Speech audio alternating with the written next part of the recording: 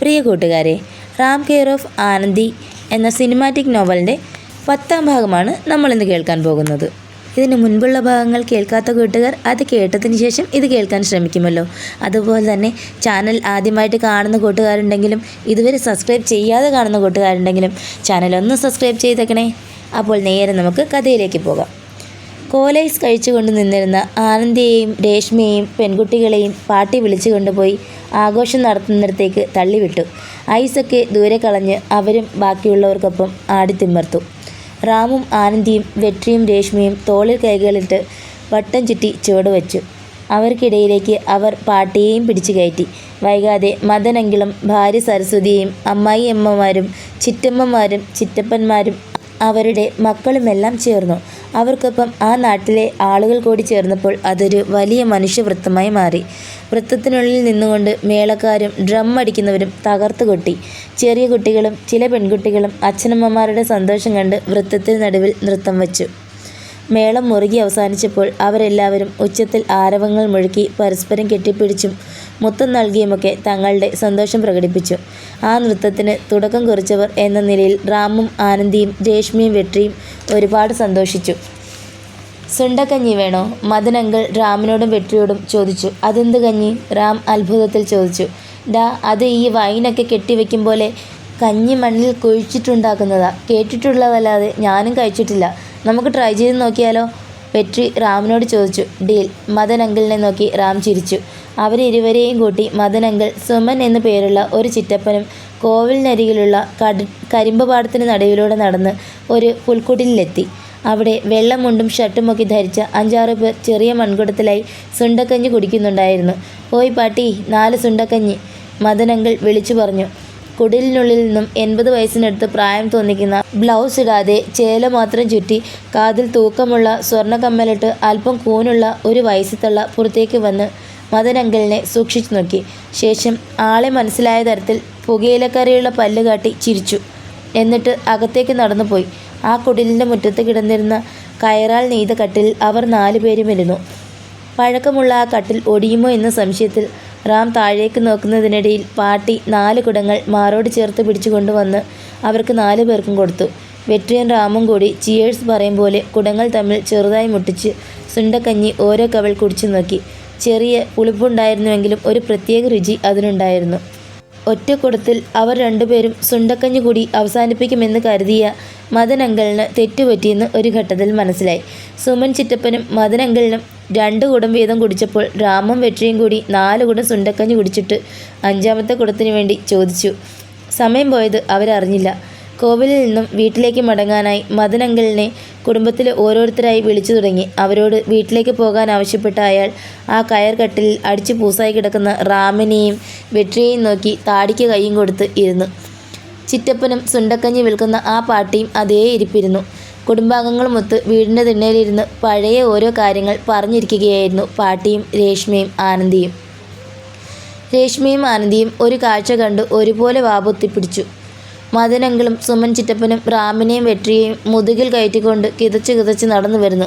മദനങ്കിളും ചിറ്റപ്പനും കൂടി ഇരുവരെയും തിണ്ണയിലായി കൊണ്ടുവന്ന് കിടത്തി. ബാക്കിയുള്ളവർ എന്തോ അപകടം പറ്റിയതെന്ന് നോക്കും പോലെ അവർക്ക് ചുറ്റും തടിച്ചുകൂടി.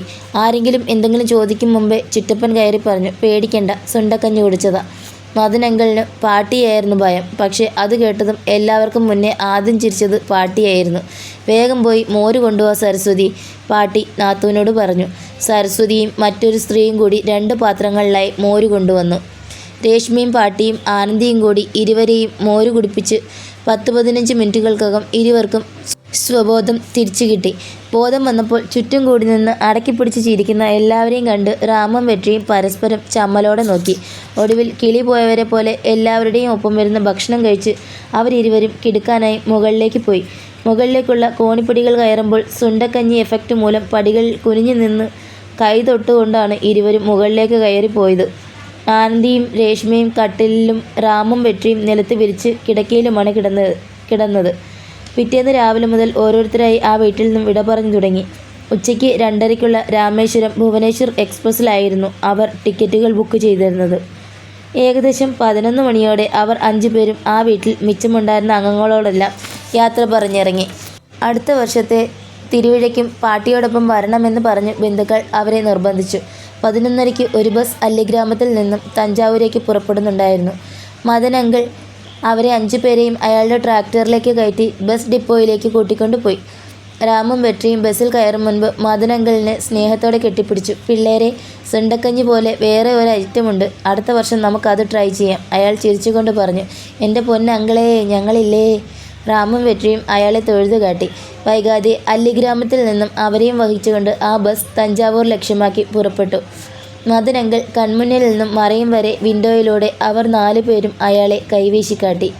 1:45 പാട്ടിയും കൂട്ടരും തഞ്ചാവൂർ ബസ് സ്റ്റാൻഡിലേക്ക് എത്തിച്ചേർന്നു. അവിടെ നിന്നും ഒരു ഓട്ടോയിൽ അവർ റെയിൽവേ സ്റ്റേഷനിലേക്ക് പുറപ്പെട്ടു.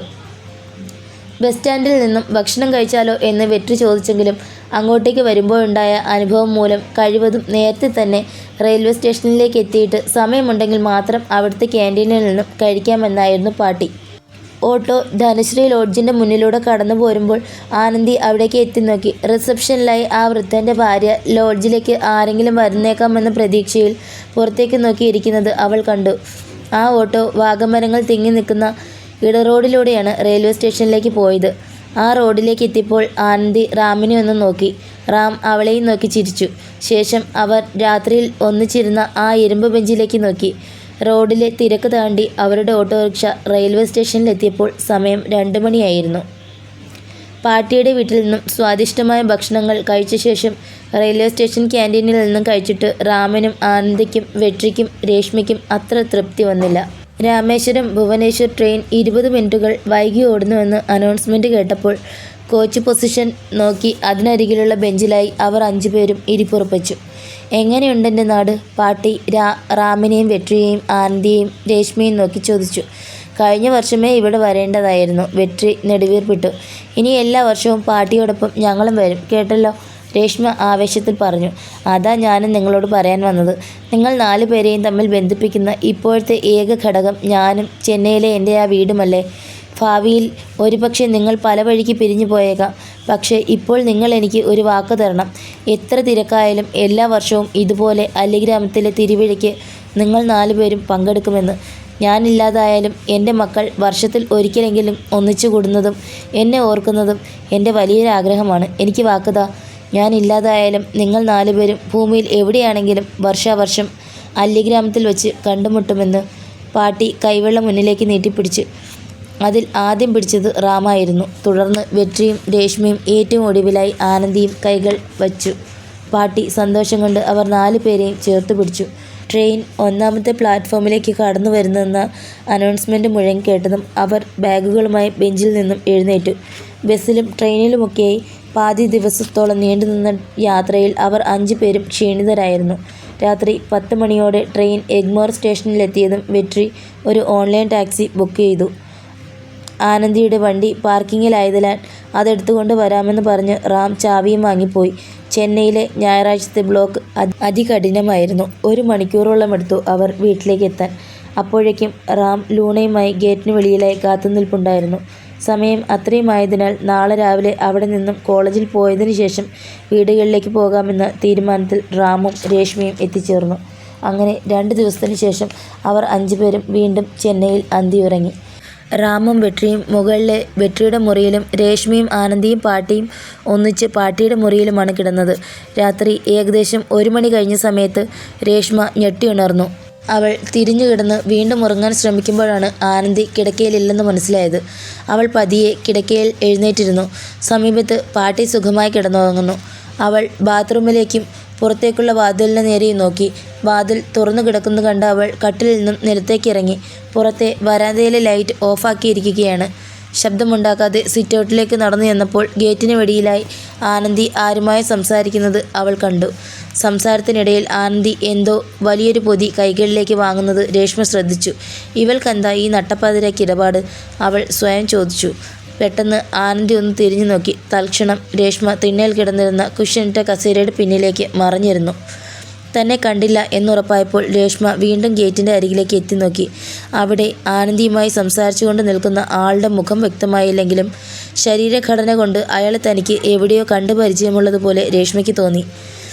ആനന്ദി മറ്റൊരു ചെറിയ പൊതി അയാൾക്ക് കൈമാറുന്നത് കണ്ടപ്പോൾ എന്തോ പന്തികേട് മണത്ത് പെട്ടെന്ന് തന്നെ രേഷ്മ കസേരയുടെ പിന്നിൽ നിന്നും എഴുന്നേറ്റ് പുറത്തെ ലൈറ്റ് ഓണാക്കി.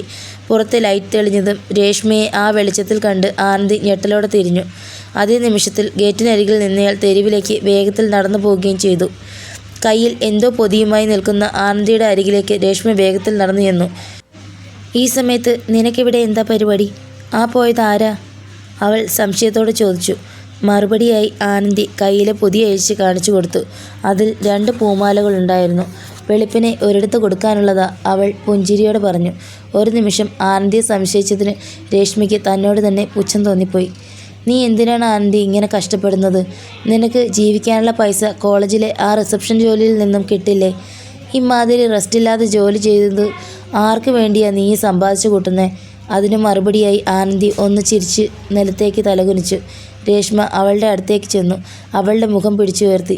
അവളുടെ കണ്ണുകൾ നിറഞ്ഞിട്ടുണ്ടായിരുന്നു. ആനന്ദി, നിന്നെ കാണാൻ സൂപ്പറാ. വലിയ നടിയാകണമെന്നും പറഞ്ഞ് നടക്കുന്ന എന്നേക്കാൾ സുന്ദരി. എനിക്ക് നിൻ്റെ അത്രയും ലുക്കും സ്ട്രക്ചറും ഒക്കെ ഉണ്ടായിരുന്നെങ്കിൽ ഞാൻ പണ്ടേ സിനിമയിൽ നായികാസ്ഥാനത്തെത്തിയേനെ. അതുകൊണ്ട് പറയുക, ഇമാതിരി ഊണും ഉറക്കവുമില്ലാതെ നടന്ന് കോലം കെട്ടു പോകല്ലേ.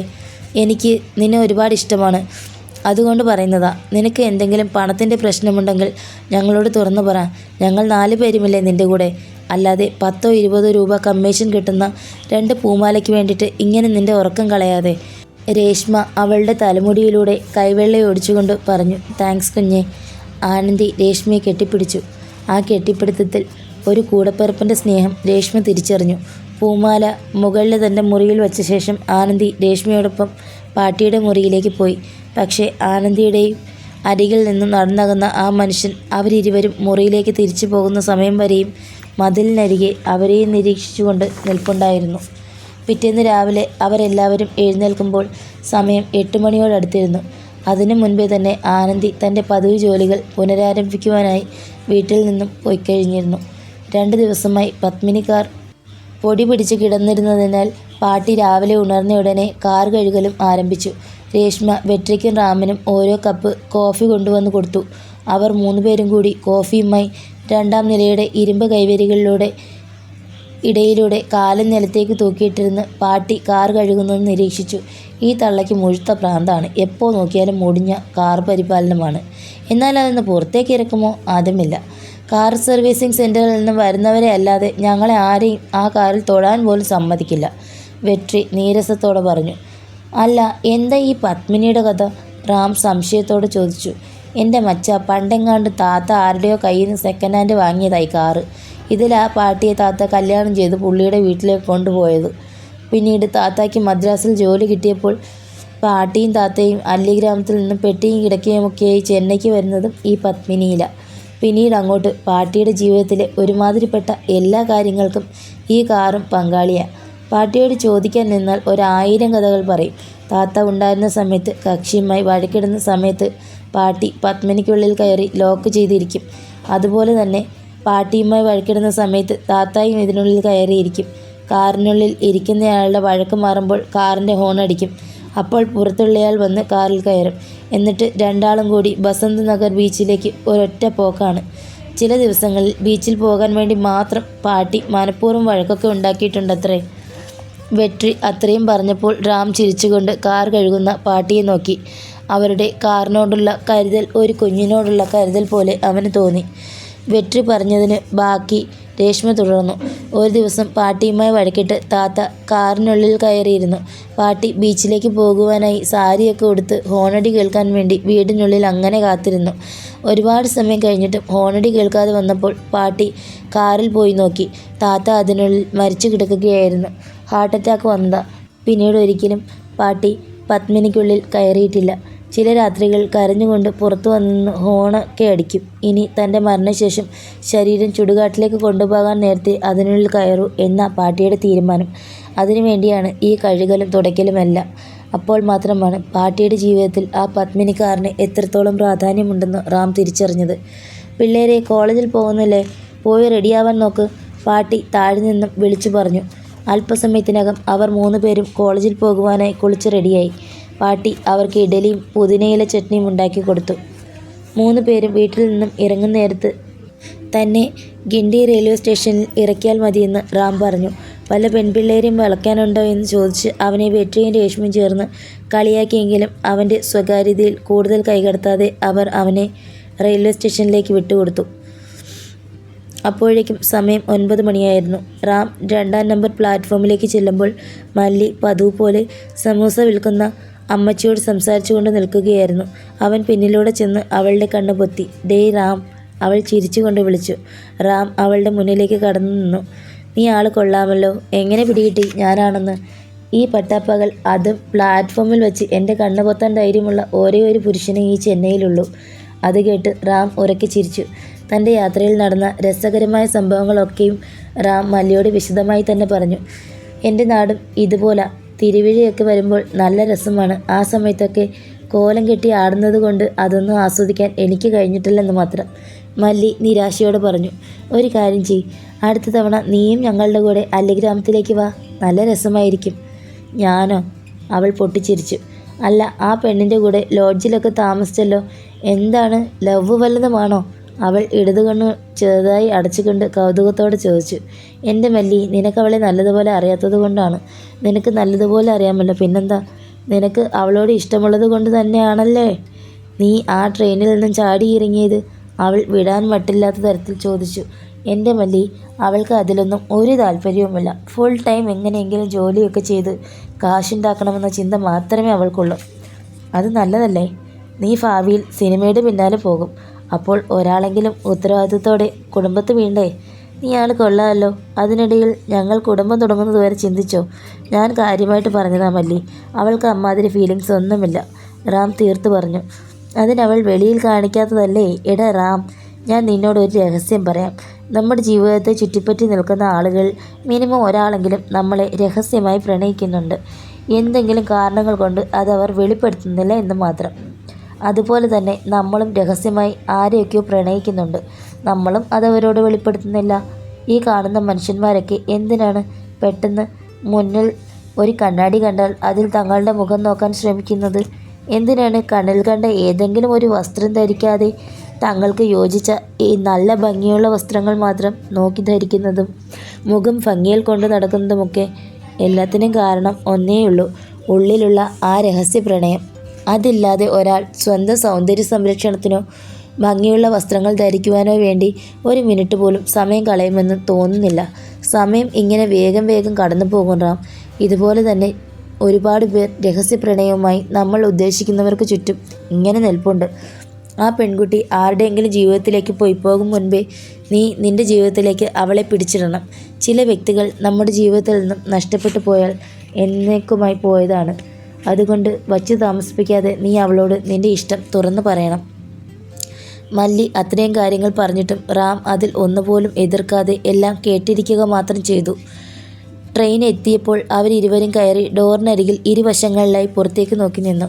അനിയന് ബൈക്ക് വാങ്ങുന്ന കാര്യം എന്തായി? ട്രെയിൻ ഓടിത്തുടങ്ങിയതും റാം ഓർത്തെടുത്തതുപോലെ ചോദിച്ചു. അത് ചോദിക്കാൻ കാത്തു നിന്നതുപോലെ സാരിത്തുമ്പിൽ നിന്നും മണിപ്പേഴ്സ് അഴിച്ചെടുത്ത് അതിൽ നിന്നും മഞ്ഞ നിറത്തിലുള്ള ഒരു സ്ലിപ്പ് അവൾ കാണിച്ചു.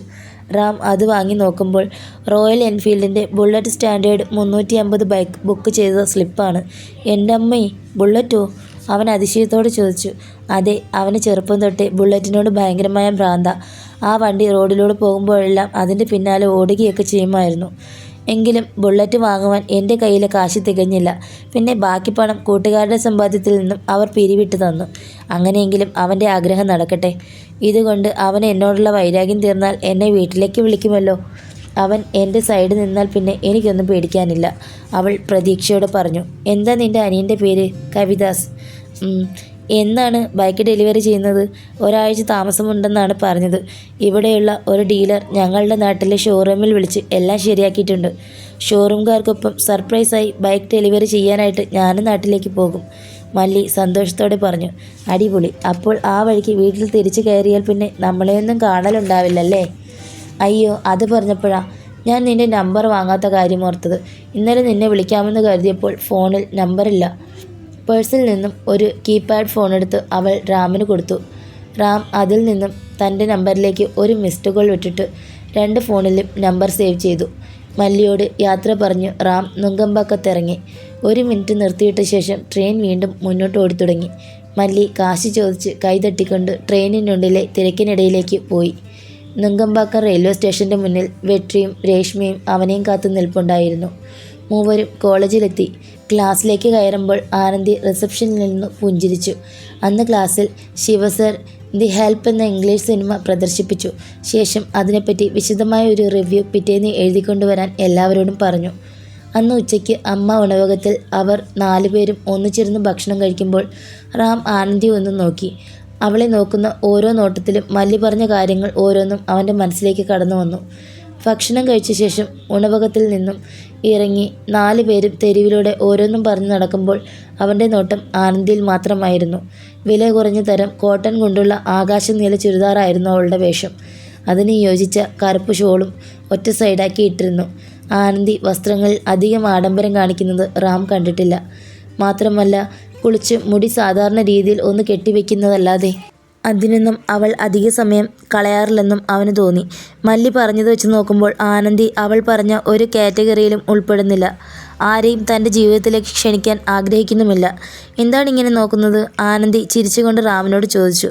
അവൻ ഒന്നുമില്ല എന്ന രീതിയിൽ കണ്ണടച്ചു കാട്ടി. രേഷ്മയും വെട്രിയും കൂടി ഏതോ സിനിമയുടെ ഓഡീഷൻ്റെ കാര്യം ചർച്ച ചെയ്തുകൊണ്ട് അവരുടെ മുന്നിൽ നടക്കുകയായിരുന്നു. അപ്പോൾ ഏത് ഡയറക്ടറുടെ പടമാ? റാം വെട്രിയോട് ചോദിച്ചു. മച്ചാ, ഡയറക്ടർ മണിരത്നത്തിൻ്റെ പുതിയ പടമാണ്. പുള്ളിയുടെ ഓഡീഷൻ അറ്റൻഡ് ചെയ്യുന്നത് തന്നെ വലിയ കാര്യമാണ്. ഇവളുടെ പേര് ഞാൻ രജിസ്റ്റർ ചെയ്തു. ഇപ്പോൾ ഇവൾ പറയുന്നത് പോകുന്നില്ലെന്നാണ്. വെട്രി പിന്നിലേക്ക് തിരിഞ്ഞുകൊണ്ട് പറഞ്ഞു. ആനന്ദിയും റാമും അവർക്കൊപ്പം മുന്നിലേക്ക് കയറി നടന്നു. രേഷ്മ, നിനക്ക് ആരാകാനാണ് ആഗ്രഹം? ആനന്ദി രേഷ്മയെ നോക്കി ചോദിച്ചു. നടി. എന്നിട്ടാണോ നിൻ്റെ ചേട്ടൻ നിനക്കൊരവസരം കാണിച്ചു തരുമ്പോൾ നീ അത് വേണ്ടാന്ന് പറയുന്നത്? അങ്ങനെയല്ല ആനന്ദി, ഞാൻ ഇതുവരെ ഓഡീഷനൊന്നും പോയിട്ടില്ല. എനിക്ക് ഭയമാണ്. ഒരുപാട് പേർ നമ്മുടെ മുഖത്ത് മാത്രം ഉറ്റുനോക്കിയിരിക്കുമ്പോൾ നമുക്കെങ്ങനെ നമ്മുടെ ആക്ടിങ്ങിൽ കോൺസെൻട്രേറ്റ് ചെയ്യാൻ സാധിക്കും? പോരാത്തതിന് ഇവരുടെയൊക്കെ ഓഡീഷൻ വലിയ സ്റ്റേജുകളിൽ വിളിച്ചു കയറ്റിയൊക്കെയാണ്. എനിക്കതൊക്കെ ഫേസ് ചെയ്യാൻ കഴിയില്ല. എൻ്റെ ബോധം പോകും. രേഷ്മ തൻ്റെ അവസ്ഥ തുറന്നു പറഞ്ഞു.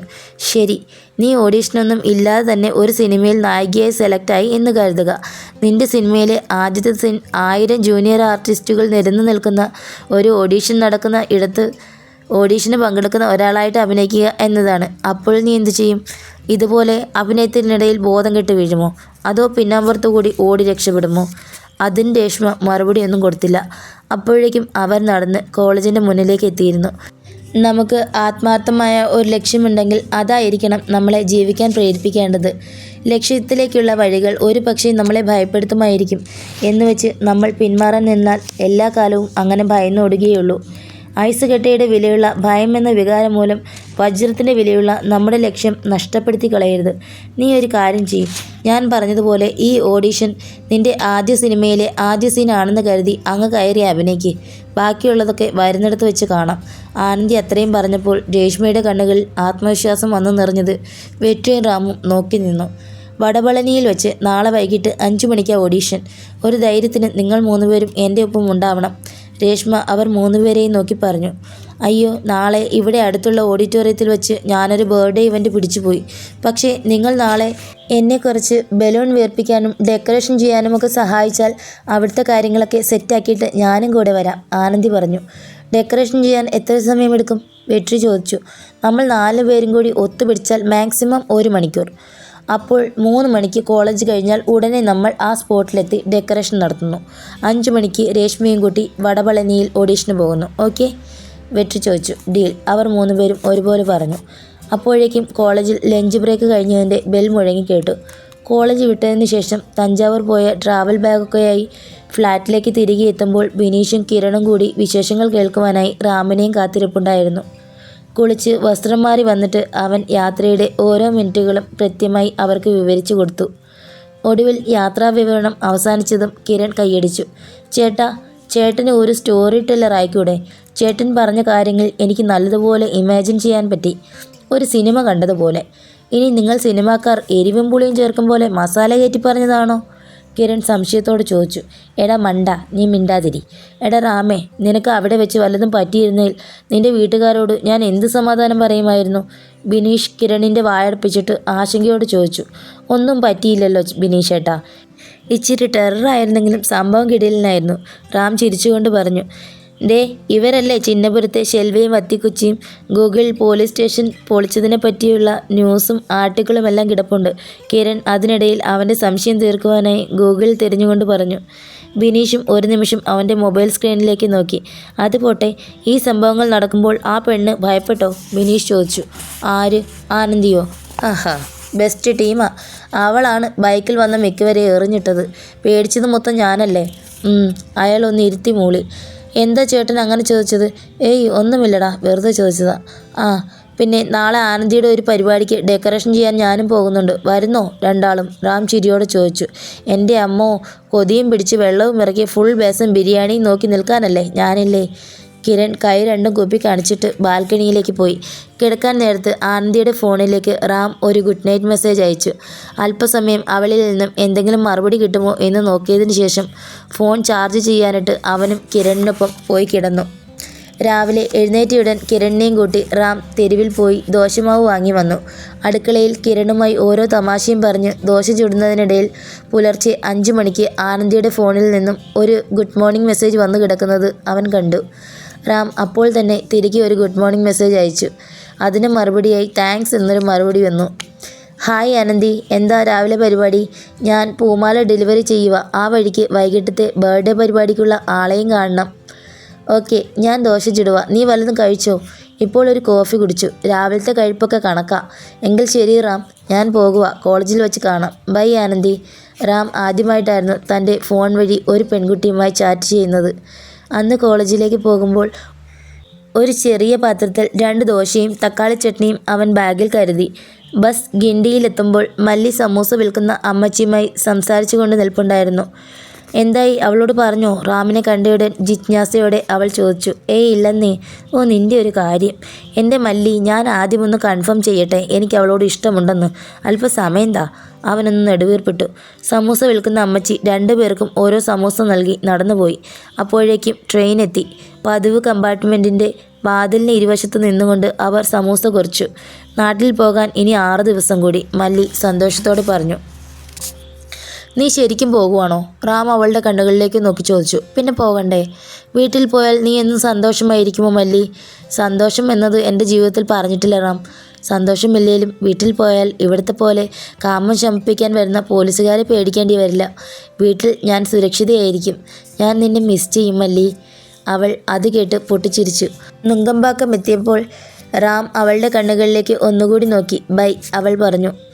അവനും തിരിച്ച് ബൈ പറഞ്ഞ് സ്റ്റേഷൻ്റെ വെളിയിലേക്ക് നടന്നുപോയി. കോളേജിലേക്ക് എത്തുമ്പോൾ ആനന്ദി എന്തോ പേപ്പറുകളിൽ വിവരങ്ങൾ കമ്പ്യൂട്ടറിലേക്ക് ടൈപ്പ് ചെയ്ത് കയറ്റുകയായിരുന്നു. റാം ബാഗിൽ നിന്നും ദോശ വെച്ചിരുന്ന ബോക്സ് എടുത്ത് ടേബിളിലേക്ക് വച്ചു. ഞാനുണ്ടാക്കിയതാ. ആനന്ദി സംശയത്തിൽ അതെടുത്ത് തുറന്നു നോക്കി. റാം, തനിക്ക് കോടി പുണ്യം കിട്ടും. ശരിക്കും വിശന്നിരിക്കുമായിരുന്നു. ആ ഫംഗ്ഷൻ വീട്ടിലെ ആളുകളുമായി പൈസയുടെ കാര്യവും പറഞ്ഞ് നല്ലതുപോലെ വായിട്ടലക്കേണ്ടി വന്നു. എൻ്റെ എനർജി മൊത്തം അയാൾ തിന്നു. എല്ലാം കഴിഞ്ഞ് തിരിച്ചിറങ്ങിയപ്പോൾ ശരിക്കും ലേറ്റായിപ്പോയി. അല്ലെങ്കിൽ സാധാരണ ഒരു കോഫി പോയി കുടിക്കുന്നതാ. Thanks for the dosa. അവൾ ദോശ അല്പം നുള്ളി വായിലേക്ക് വെച്ചുകൊണ്ട് പറഞ്ഞു. ശരി, ഉച്ചയ്ക്ക് കാണാം. അവൻ മുകളിലേക്ക് പോകാനായി തിരിഞ്ഞുകൊണ്ട് പറഞ്ഞു. റാം ക്ലാസ്സിലേക്ക് എത്തുമ്പോൾ എല്ലാവരും തലേന്ന് കണ്ട സിനിമയുടെ റിവ്യൂ പരസ്പരം ചർച്ച ചെയ്യുന്ന തിരക്കിലായിരുന്നു. റാം എഴുതിയ റിവ്യൂ രേഷ്മയും വെട്രിയും കൂടി വായിക്കാനായി പിടിച്ചു മേടിച്ചു. ആ സമയത്ത് റാമിൻ്റെ ഫോണിലേക്ക് ഒരു മെസ്സേജ് വന്നു. Thanks for the care. ആനന്ദിയുടെ മെസ്സേജ് വായിച്ചപ്പോൾ ശരീരം മുഴുവൻ പോസിറ്റീവ് എനർജി പാഞ്ഞു കയറുന്നത് പോലെ റാമിന് തോന്നി. അന്ന് ഉച്ചയ്ക്ക് ഉണവകത്തിൽ വെച്ച് ആനന്ദിയും വെട്രിയും റാമും കൂടി രേഷ്മയെ ഓഡീഷന് വേണ്ടി മാനസികമായി തയ്യാറെടുപ്പിച്ചു. അവൾ നന്നായി പെർഫോം ചെയ്തിട്ടുള്ള മ്യൂസിക്കൽ വീഡിയോകളും സിനിമ ഡയലോഗുകൾ പറഞ്ഞുള്ള വീഡിയോകളും അതിന് സോഷ്യൽ മീഡിയയിൽ ലഭിച്ച പോസിറ്റീവ് കമൻറ്റുകളും കാട്ടി വെട്രി അവളെ ബൂസ്റ്റ് ചെയ്തു. എങ്കിലും നേരിയ ഒരു ഭയം അവളിൽ പ്രകടമായിരുന്നു. വൈകിട്ട് കോളേജ് വിട്ടതും നുങ്കമ്പാക്കത്തു തന്നെയുള്ള വിഘ്നേശ്വര ഓഡിറ്റോറിയത്തിലേക്ക് അവർ 4 പേരും കൂടി പുറപ്പെട്ടു. അവരവിടെ എത്തുമ്പോൾ പാട്ടി ഓഡിറ്റോറിയത്തിൻ്റെ മുന്നിലായി അവരെയും കാത്തു നിൽപ്പുണ്ടായിരുന്നു. അപ്രതീക്ഷിതമായി പാട്ടിയെ മുന്നിൽ കണ്ടതും രേഷ്മ അവരെ 3 പേരെയും അത്ഭുതത്തോടെ നോക്കി. എന്നിട്ട് പാട്ടിയെ ചെന്ന് കെട്ടിപ്പിടിച്ചു. പാട്ടി കൂടി ഉണ്ടെങ്കിലല്ലേ നമ്മുടെ കോറം തികയുള്ളൂ, ആനന്ദി ചിരിച്ചുകൊണ്ട് പറഞ്ഞു. ആദ്യത്തെ ഓഡീഷനല്ലേ? നീ ഇന്ന് തകർക്കും, എനിക്ക് ഉറപ്പാ. പാട്ടി അവളെ ചേർത്ത് പിടിച്ചുകൊണ്ട് ധൈര്യപ്പെടുത്തി. അതെ, വന്നേ, നമുക്ക് പെട്ടെന്ന് പണി തീർത്തിട്ട് വടപഴനിയിൽ എത്താനുള്ളതാ. റാം തിരക്ക് കൂട്ടി. റാമും വെற்றிയും കൂട്ടി ബലൂണുകളിൽ കാറ്റ് നിറയ്ക്കുന്ന നേരത്ത് പാട്ടിയും രേഷ്മയും ആനന്ദിയും കൂടി സ്റ്റേജിലെ ഡെക്കറേഷൻ പരിപാടികൾ ചെയ്തു തീർത്തുകൊണ്ടിരുന്നു. അപ്പോഴേക്കും ഭക്ഷണം കൊണ്ടുള്ള വണ്ടി എത്തി. തൊട്ട് പിന്നാലെ ചില കോളേജ് പിള്ളേരും വന്നെത്തി. അവരെല്ലാം ധരിച്ചിരുന്ന വെളുത്ത ടീഷർട്ടിൽ ആനന്ദി ഡെക്കറേഷൻസ് ആൻഡ് കാറ്ററിംഗ് എന്ന് പ്രിൻ്റ് ചെയ്തിരുന്നു. അതിൽ ഒരുവളോട് ആനന്ദി എന്തൊക്കെയോ നിർദ്ദേശങ്ങൾ പറഞ്ഞു കൊടുത്തു. ഇതെപ്പോൾ പേരൊക്കെ ഇട്ടു? റാം സംശയത്തോട് ചോദിച്ചു. പേരൊക്കെ മുൻപേ ഉണ്ടായിരുന്നതാ. കാറ്ററിങ്ങിന് വരുന്ന ചെക്കന്മാർ ഓരോ പ്രശ്നങ്ങൾ ഉണ്ടാക്കി തുടങ്ങിയപ്പോൾ അവന്മാരെ എല്ലാം മാറ്റി ഞാൻ ഫുൾ പെൺപിള്ളേരെ ആക്കി.